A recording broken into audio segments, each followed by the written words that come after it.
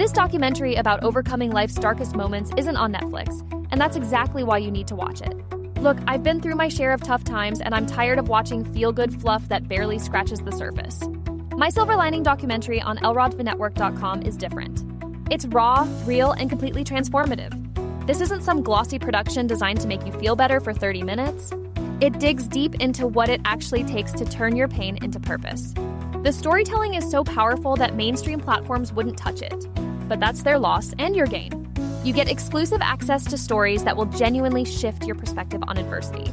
I watched it 3 times because each viewing revealed something new about resilience.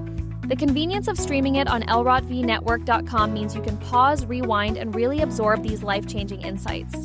Don't settle for surface-level inspiration when you can access something that actually moves the needle. Head to elrodvinetwork.com right now and discover the documentary everyone's missing.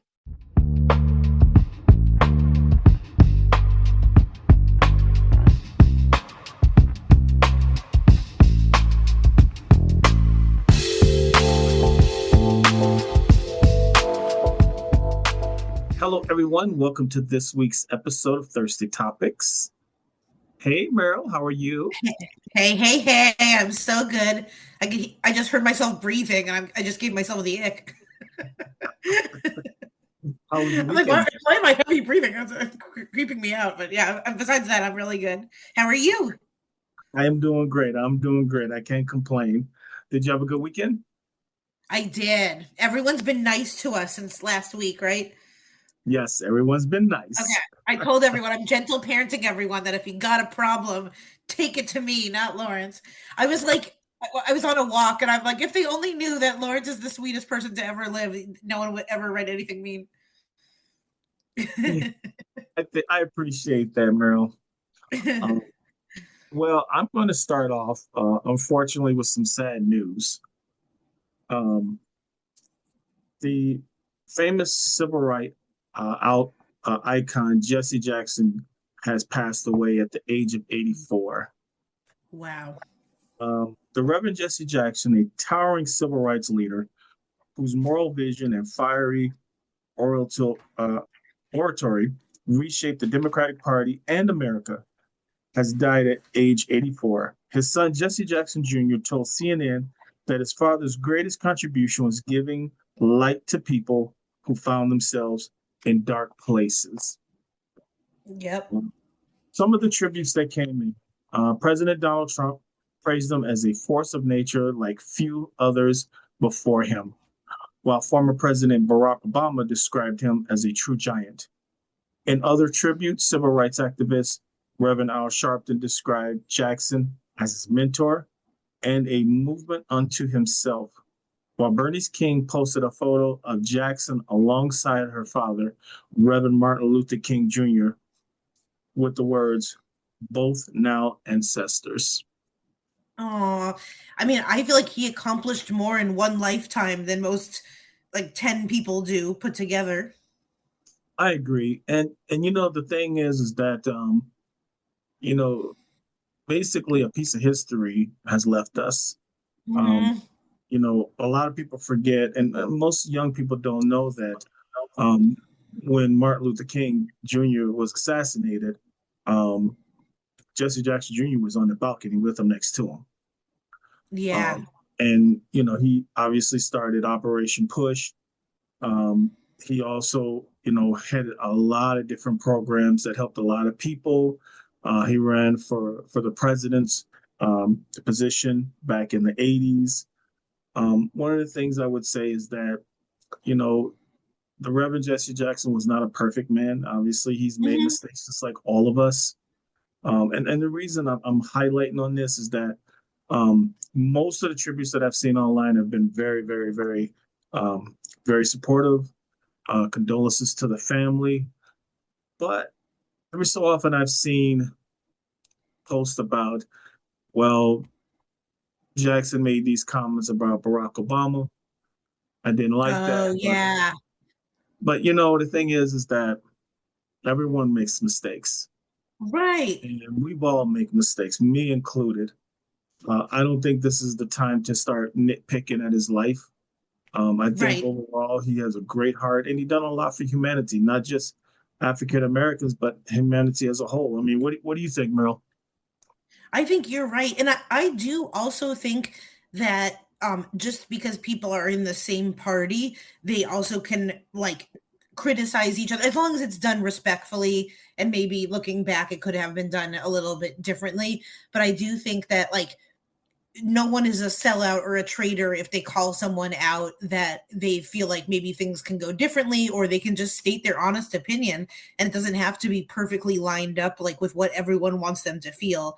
I know a lot of people got flack for like towards the end kind of saying, no, I don't think Joe Biden should be president anymore, and they were kind of seen as like traitors to the Democratic Party and everything. But I think we should give people the space, and especially someone like Jesse Jackson, who was in it for so long and has seen so much, and like he knows things that we may not, or that we definitely don't know, and so it's like his perspective is probably so much different than we can imagine. That I think you're right to look at like the sum of a whole. Does this person mean well? What are their actions like? Where do they put their money? Where do they put their like their family and everything? So yeah, I think it's very sad. Yeah, I agree. And I know that his children gave a press conference earlier today, and the things that stood out to me was he was a great icon, a leader for civil rights. A lot of people kind of forget sometimes that he has a father too, and his kids are hurt. Mm-hmm. To the whole Yeah. world, he's a civil rights icon, but to them, he's just dad. Yeah. And something that stood out, and I don't remember which one said this, but they had stated that they honestly didn't think their father was going to live past 35. Wow. And to put that into context, if you think about what his life was dedicated to, protesting for rights, being heard, civil rights, back in the era where he was in his 20s and 30s, even younger, people that look like me get hurt or killed. It's a Mm-hmm. total different situation. So I understood what they meant when they said that statement. So um, to live through what he lived through, and still had a great life, and gave so much to all of us, I think is a blessing for everyone. I do too. And especially how you said when he was growing up, it was like that. But even now we know there's so much weirdness and hatred in the world that even as like in his 60s or 70s, his kids were probably still nervous about him making public appearances. And, especially how things have been for the past couple of years of just being worried about any type of activist being in danger, when they go out. And especially like he unfortunately he had to endure so much hate. So Oh yeah, definitely an icon. and the thing is too is I think it's so important not to forget history. You have to remember history in order so you don't repeat it, Yeah. because this country does not want to go back to where we were decades ago. And if you think about it, Martin Luther King Jr. was assassinated a year before I was born. So if you put that in the context, that wasn't that far ago, that long ago, Right. that it was in that bad situation. And the things that he's done as far as you know one of his famous sayings is to tell people, tell yourself, I am somebody. Mm-hmm. And to me, that's a strong statement, because he's a man that believed in the rights of people, especially the rights of his people, and he wasn't afraid to stand up and deal with any kind of consequences that came his way for being the man he was. And you can't do anything but respect that. Yep, absolutely. He was authentic till the very end. Yes, definitely, definitely.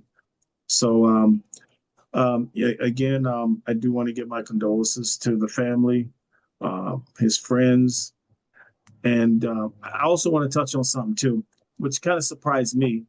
But Jesse Jackson's neighbors would say how he would come out to block events and stuff like that, and like his neighbor likes to barbecue, so he would come over and get some barbecue, and he joked that, well, even if he's not supposed to have it, He would come over a plate, and it was kind of a chuckling event because it's a different side to him.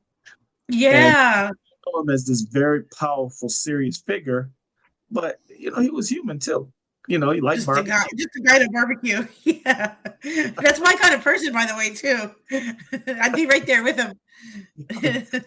Yeah, and to me, it's kind of a shame, and I've said this before, that a lot of times you don't get to know about these icons until after they pass away, as far as things that you wish you had known when they were there, when they were still alive.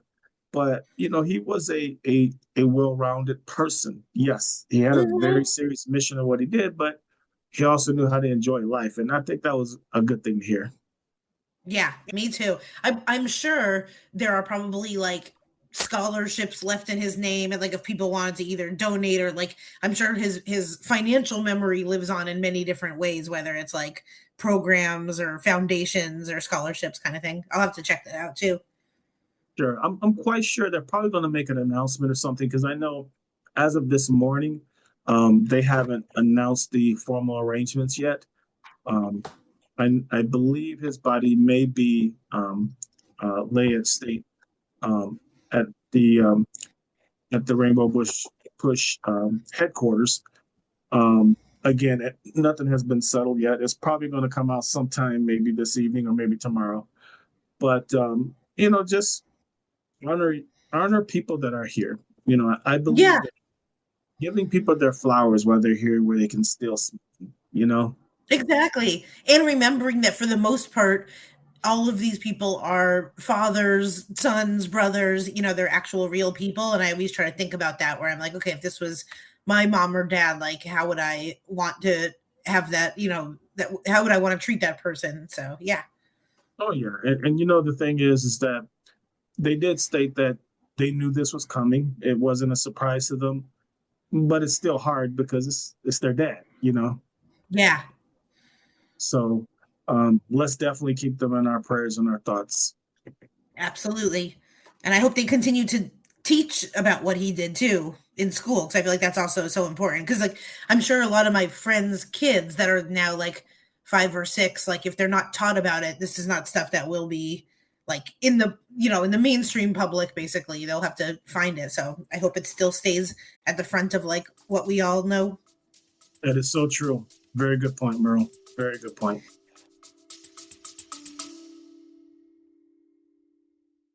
This documentary about overcoming life's darkest moments isn't on Netflix, and that's exactly why you need to watch it. Look, I've been through my share of tough times, and I'm tired of watching feel-good fluff that barely scratches the surface. My Silver Lining documentary on elrodtvnetwork.com is different. It's raw, real, and completely transformative. This isn't some glossy production designed to make you feel better for 30 minutes. It digs deep into what it actually takes to turn your pain into purpose.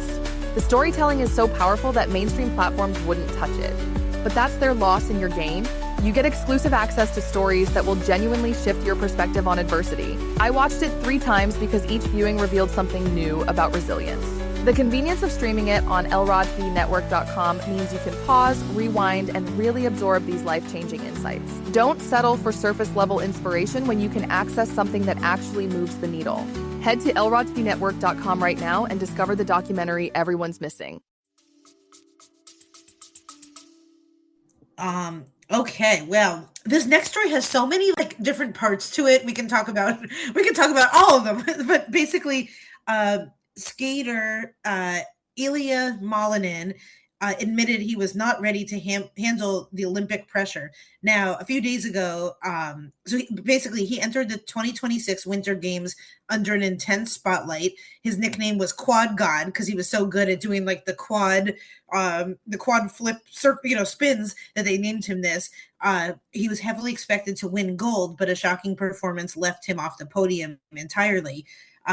He gave one of the most, as I said, like shocking. I don't want to call it a flop, but I mean, it was really like in comedy we call that bombing, which I've done many times. But this is a little bit different when you're on the stage of the actual Winter Olympics. Um, as I mentioned, he was heavily expected to win, and then he was deducted 72 points during a mistake-filled free skate. He was like a lot of his quads that people know him for, he turned into just like single loops basically. And then you can see right when he was done, his face is just like totally crestfallen. I mean, you can tell it's probably a mix of disappointment, shock, it's like your worst nightmare coming true. So in the subsequent days, what has passed, kind of what I wanted to bring up now is like, and this is a young person, a 21-year-old that has had to deal with all of this mental load of like being the number one fan favorite, then failing in front of people. And then all of a sudden people want like, what have you learned and reflected on? And it's only been like 2 days and everything. But I think this young man has done an amazing job of like, he's already reflected and kind of come back from it with the mindset of like, the pressure wasn't right for me. And I'm learning, I'm young, I'm still like, just learning how to handle all of it. And yeah, I mean, he's also the first skater ever to land 7 quad jumps in a single program. So it was almost like he girl bossed too high to the sun. He got too close to basically like being perfection, and then understandably he got like nerves just got the best of him. But I still think like overall this is a good tale because this person has overcome so much, probably embarrassment and just being mad at his own self, that I feel like he's going to be unstoppable because he'll probably work with, like the athletes all do, he'll work with like psychology conditioning coaches, and like he'll get this squared away basically. And I think it's just a very interesting story about pressure and choking and coming back. Yeah, and the one thing I want to tell people, remind them, he's only 21 years old. I mean, he's still really a kid. Okay, so, and it was probably one of those things, and I'm just assuming here, the pressure probably got to him. He realized he made a mistake or was about to, and everything just kind of went downhill. That's not the end of his career. Things happen. Okay. Yeah. People need to understand that someone who's 21 is a different person than they are at 25. Those are different breaks in life. So the way you handle pressure and different things are going to be different. So, I would tell people they should not freak out. Stuff happens. He'll be back, So yep. I would just say, I tip my hat off for everything he's accomplished, and I don't think we're done seeing what he's capable of doing in the future.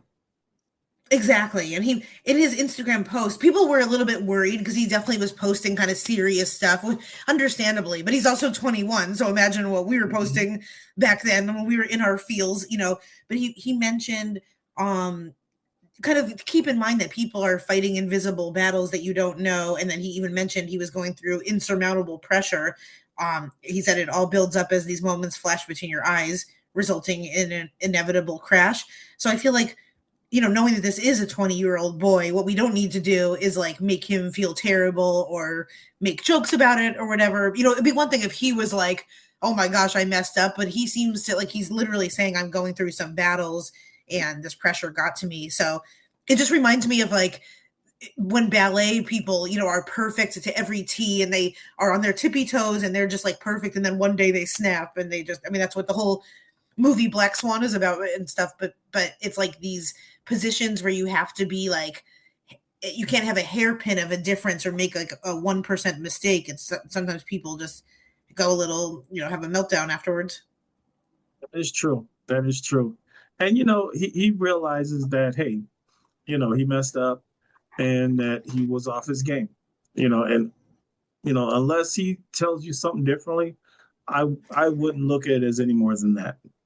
No, this also like sets him up in a strategic way for if down the road, like it makes his name more recognizable if he was going to write a book, or like not only now can he talk about being the quad god and like being an Olympic athlete, but now he has this whole story of like the texture of basically what happened at the 2026 Olympics and how he overcame it. And I just think like he may not realize it, but that may have been like one of the best things to ever happen to him in his like later on in life. Yeah, it's going to make for one hell of a storyline, huh? Exactly. Of course, I'm in Hollywood. I'm like, I see movies, I see books. I'm like, let's monetize his nervous breakdown. I can't wait to see that movie come out. Exactly. Yep. Well, don't know if you're going to be smiling or upset at this, but Uh-oh. just when we thought we've seen it all in the airlines, a brawl breaks out on a flight. No. So, a violent brawl broke out on a Jet2 flight from Turkey to the UK on February 12th, which is, maybe about a week ago, causing an emergency diversion to Brussels. Passengers engaged in a physical fight in the aisles, prompting the police to remove two individuals. Both passengers involved in the altercation were banned for life by the airline. I took a look at this video, Merle, and literally, it was something that you would think was in a movie. Everybody was Really? falling. Oh, it was so many people in the aisles just fighting and throwing fists. Like, oh, okay, everybody done really lost it now. Okay, we done Oh crossed my that. God. Well, it's also, maybe this has nothing to do with it, but like Turkey is a destination where a lot of men go to get their like hair transplants replaced. So like imagine if people are getting on a fight and they're like they have like a fresh new toupee basically, and people are like ripping it off. And Yeah. Now I took a look here, and from what I see, the incident reportedly started with a passenger making a racist comment, escalating into a physical Ooh. fight. Oh my Now, gosh. of course, I do not encourage violence in any way, but as a person of color, I do understand. Yes, And of course. sometimes people push it too far. Most people can turn the other cheek. Not everybody. Sometimes those Yeah. comments come with instant ramifications. Um, Yes. so again, it's a shame that this happened, but I also understand too. What do you think, Me Meryl? too. Like truthfully, what I think is I feel like the technical term is ass whooping, and I feel like people do deserve that. Like it, but not on a plane. I feel like there's just because I mean, obviously, I've said this a million times. Like as a nervous flyer, I don't understand how people can act up at all on a flight because it takes me courage even just to like stand up to go to the bathroom, and especially with turbulence and everything, I don't understand all the crazy flight like how flights just will like descend, out of nowhere recently in the news. So I don't understand how people can have the like balls / insanity to even get into a fist fight. All that being said is that, of course, if someone is saying a racial slur or something like terrible, it like absolutely, I feel like the right thing to do is to like, gather everyone around you to basically be witnesses and then tell the person, but like make sure that it's dealt with immediately after. And whether that's like calling for the ground security to be right there when they land or telling the airlines like what can we do about this or even just trying to get their information so that you can even like press charges down the road if it can be like a legal thing. But I just think it's so dangerous for everyone involved when you start to bring in fist fighting, like mothers of children and older people next to you and like the poor airline attendants. Now it's like you have to just think of people around you, and that sucks so bad that the person said something, but I feel like there's smarter ways to kind of get back at them. I mean, obviously, if they had made the flight crew aware of what was going on, that passenger would have been dealt with very severely on that plane. Yeah, But exactly. again, depending on what was said, and again, I'm not justifying it, but I kind of understand too. Yeah. Oh, definitely. Like at baseball games when fights break out because of that type of stuff, I understand because it's like, Mhm. you're emotional, like you just Yes. want to, you know, I get it. Yeah, that's true. I mean, I hated that the person who was on the receiving end of this got banned as well too. But I know.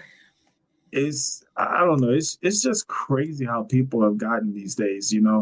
I just hope things I change. know. It's really not a good scene the way the world is coming to these days.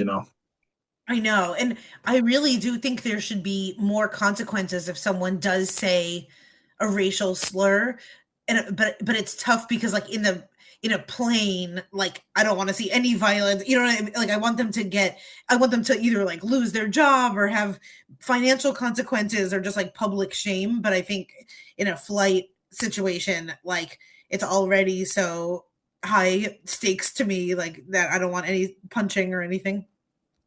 That's true. That's true. So if you're on a plane and you start seeing them fight, just stay in your seat. Don't jump into it, okay, Merle? Exactly.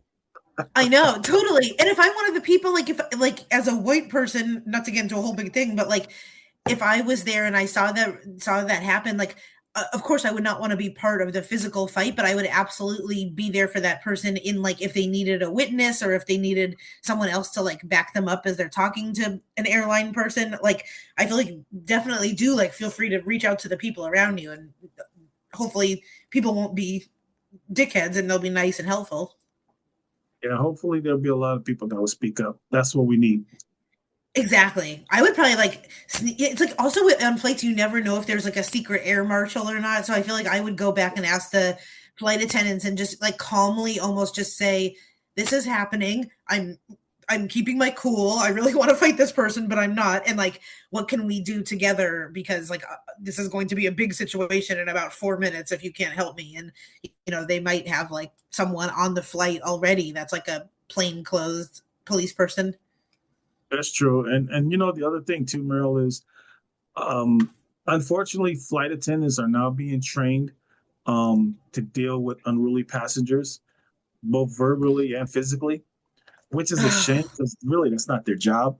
But with everything going on, they have to be ready for pretty much anything. And that's a hell of a lot to ask for a flight crew to have to deal with that nonsense. I know. Yep, exactly. And I just think I agree. Like there should be nothing bad said to anyone, like slur wise or racial wise. And when you're in a public, like a bus, a plane, a subway car, we just have to think of like everyone's safety. And what if someone gets out a knife or like it's just it's too scary and sad. So yeah. That's true. That's true. Oh, okay. My next one, you guys, I promise not to conspiracy us up this whole time. All I'm going to say is that I feel like I'm doing a very good job of not gloating too much to the fact that I felt like everything that I was telling my friends in 2016 that they called me crazy for is now correct. And so there's only been one of my friends that has texted and literally said, hey, everything that you said is like now true. And so to that friend, I love you. But anyway, this is one of the things that kind of conspiracy people, we've been new, as the kids say, we knew about this. But obviously someone's death is the subject. So it is a serious subject where now a team of independent forensic scientists are calling for a fresh investigation into the death of Kurt Cobain after an exhaustive look at the late rocker's autopsy led them to believe that one or more individuals may have been involved in his death. So obviously, like, what we were told is that the 27-year-old Nirvana frontman died, unfortunately, as a result of a self-inflicted gunshot wound. Now, there's been rumblings for a really long time. Maybe, like, was Courtney Love involved? Was someone else? And was Dave Grohl involved? Like, all these kind of just speculations that it may have not been. I even heard one theory that he actually had, like, really bad like gluten stuff and he didn't know, and that was his pain, and like that's crazy. That may have been like his stomach issue and he wasn't like diagnosed properly. I don't know if we know that even, but now they're saying that this is going to be opened possibly back up. The agency left the door open a crack to reinvestigate the case, but I think police are also kind of saying everyone settle down, like the case isn't as open as the media is making it feel, because of course this announcement like struck a whole big fanfare with people, and so the police are just kind of telling everyone like settle down. If we're going to do anything, it's going to be privately through an agency. Yeah. The crazy thing is that there was a lot of questions when he died, and these days, Meryl, you just don't know. You really just don't know. And again, we don't know, but what if it's a situation where his death is reclassified as a homicide. That changes Yeah, the game big time.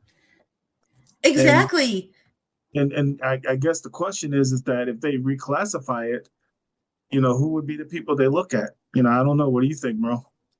I mean, I think if something really happened, then of course we want like him and his close family and whoever was involved and his legacy too should like have justice, if like he really didn't do that to himself, just like the way that even like any civilian person, if there was not truth around their passing, they have the right, or like they have the, it would be nice to have that be remembered in the right way, or just people to have answers to it.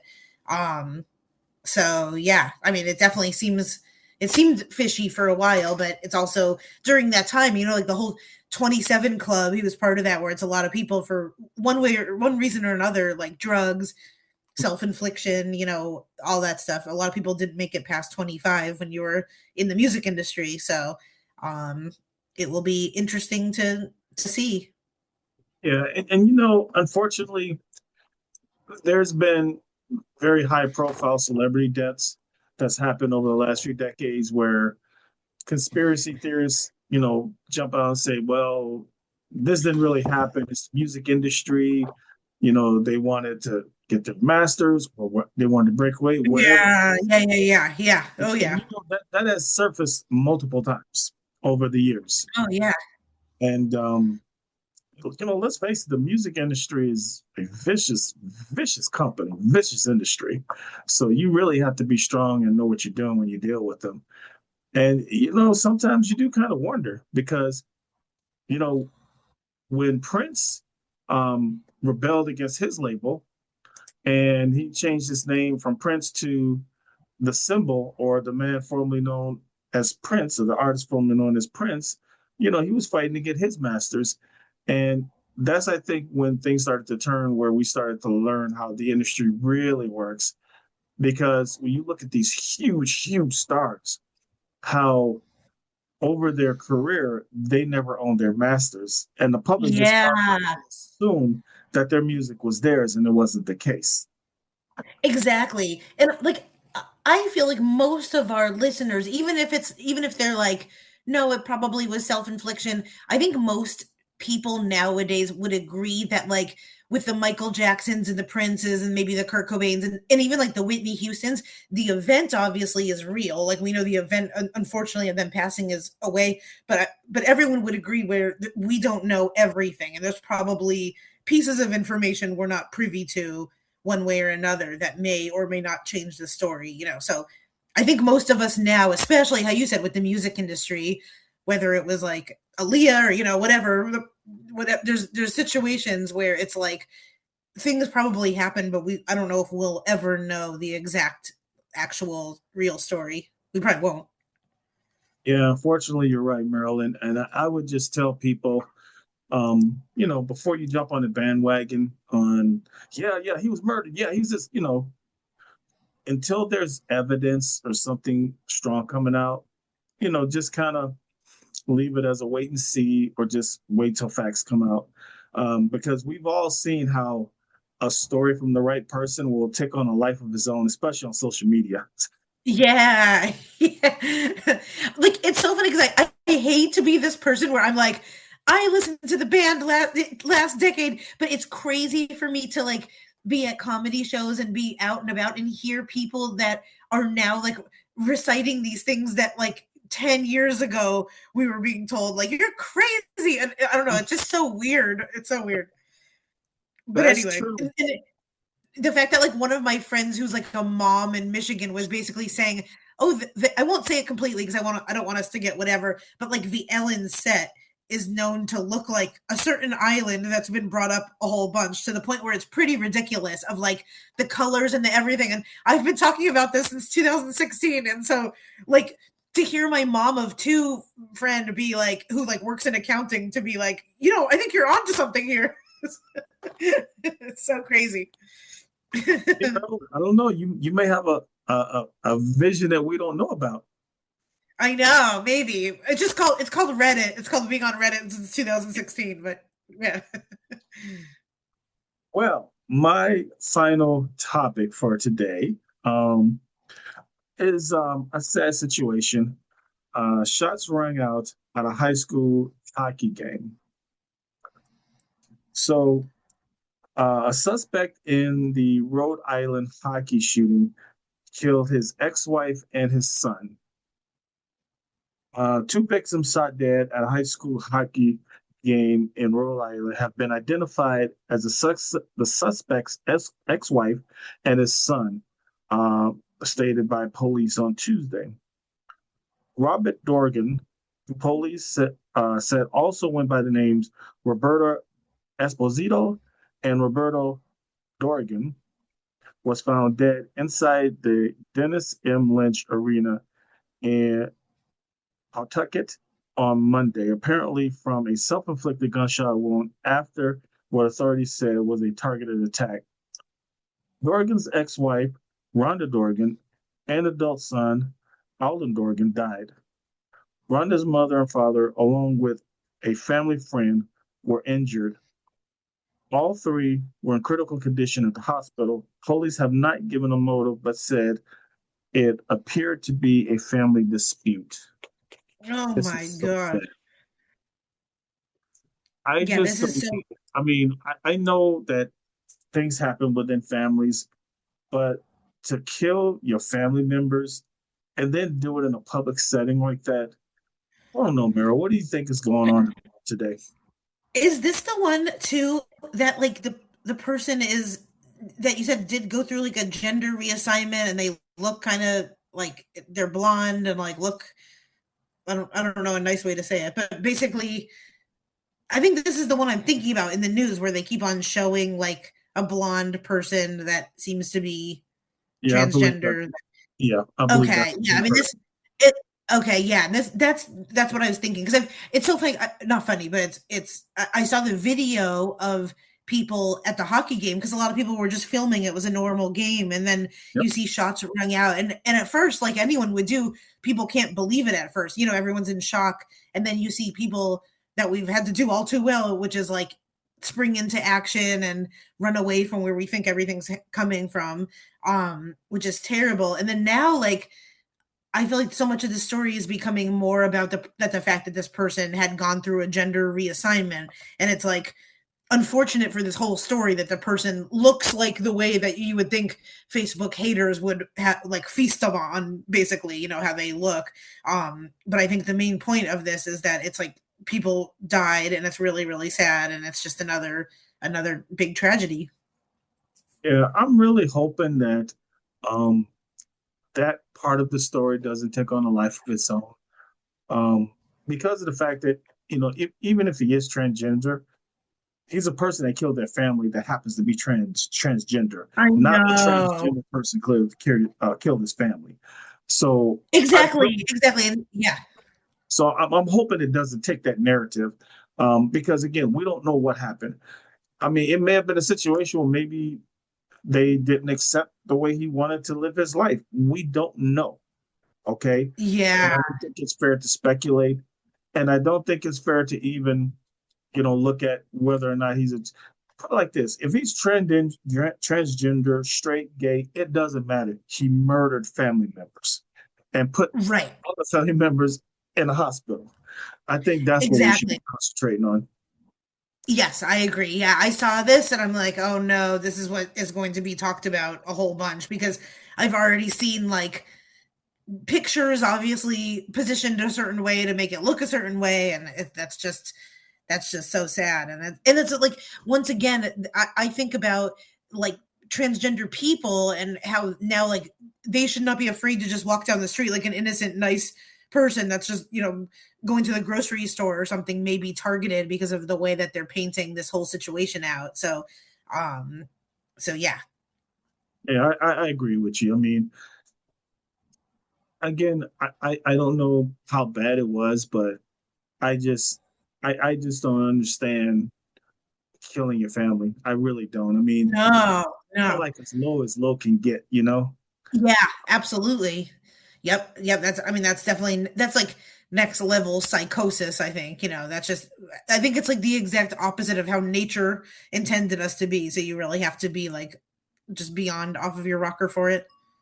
Yeah, I mean, one of the things I've always said, Merle, is that a person that will harm their own family purposely will do anything to you.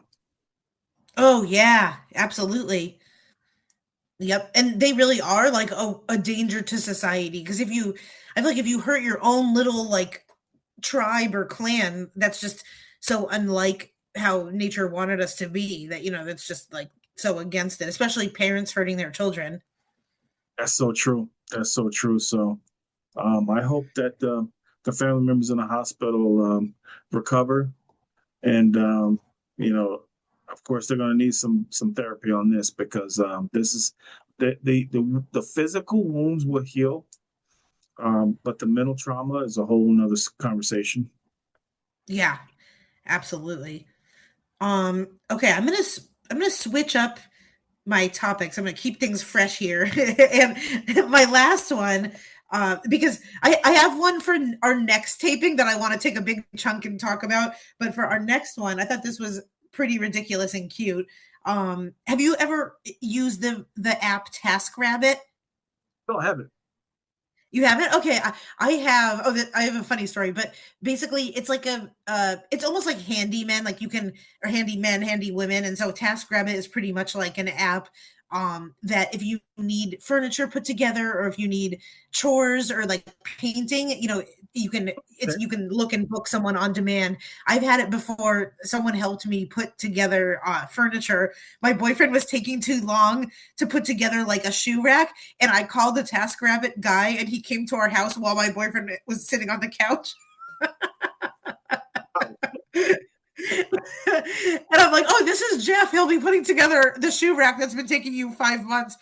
Because, like, I stopped nagging and nagging, and then I just finally literally paid some man to come to my house and do it. But anyway, well, I'm still in love with my boyfriend. This woman, a New York woman, fell in love after hiring her future fiance on TaskRabbit.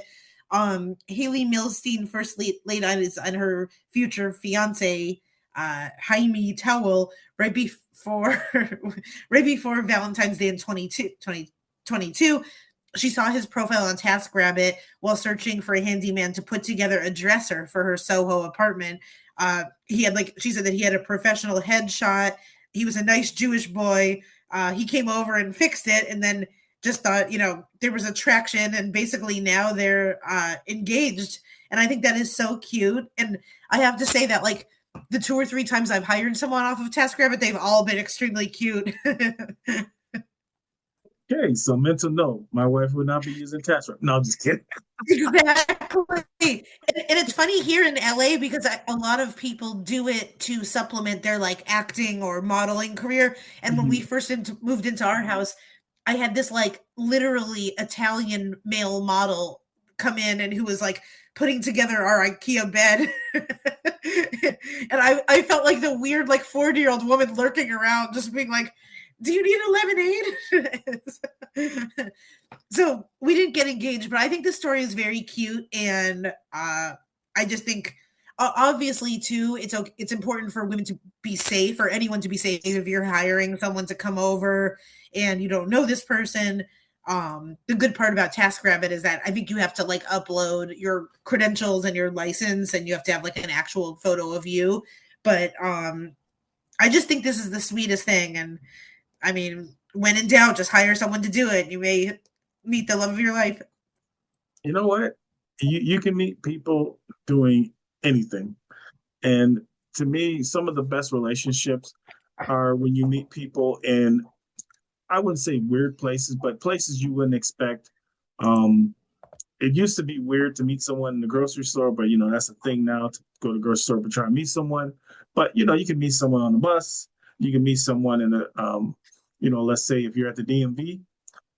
There's a whole different way of meeting people because the club scene isn't working too much for most people anymore. So Exactly. I tip my hat off to her. If it's working for them, and they're in love, hey, by all means, go for it.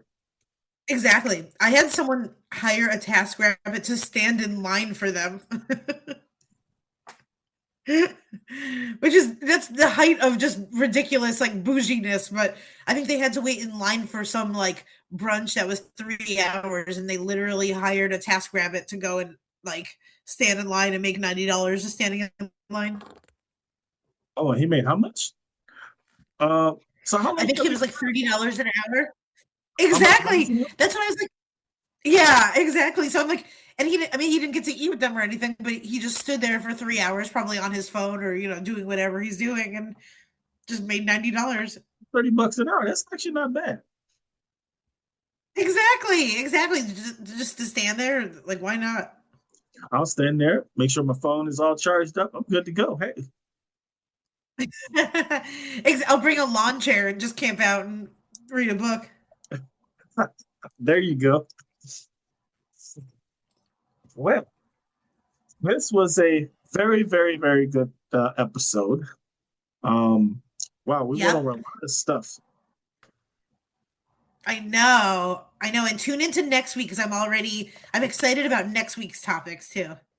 Oh, yes, it's going to be real fun. There's a lot of good stuff on Yeah. there. Well, Meryl, what do you have coming up? Oh my goodness. I have so much fun coming up. Actually, the show I was supposed to have actually tonight in Santa Barbara was postponed because of flooding in our area. So Wednesday, March 25th, I will be back at the it's called like the Speakeasy Santa Barbara, and it's a beautiful new club in Santa Barbara. I will be there with some of my really good friends. It's a great lineup. So that's Wednesday, March 25th. And I was extra props to the club for like canceling, because I'm about 2 hours away from Santa Barbara, and I thought that was really awesome that they just canceled the whole show because they wanted everyone to be safe. So I think that's like very cool that a business was able to just think of everyone's safety first. Oh, absolutely. And thank goodness they didn't wait till the last minute and you have you out on the road having to turn around. Exactly. But I love doing it so much. I would row in I would hire a TaskRabbit to row me in a boat.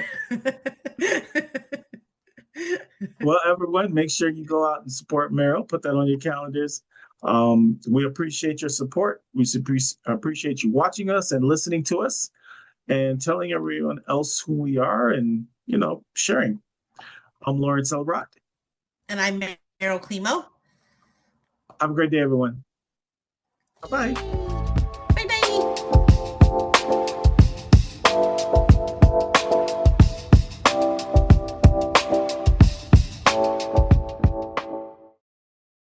This documentary about overcoming life's darkest moments isn't on Netflix, and that's exactly why you need to watch it.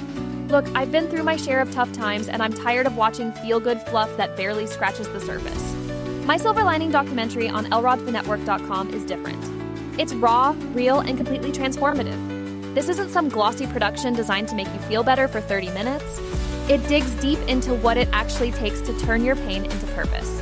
The storytelling is so powerful that mainstream platforms wouldn't touch it. But that's their loss and your gain. You get exclusive access to stories that will genuinely shift your perspective on adversity. I watched it 3 times because each viewing revealed something new about resilience. The convenience of streaming it on elrodthenetwork.com means you can pause, rewind, and really absorb these life-changing insights. Don't settle for surface-level inspiration when you can access something that actually moves the needle. Head to elrodthenetwork.com right now and discover the documentary everyone's missing.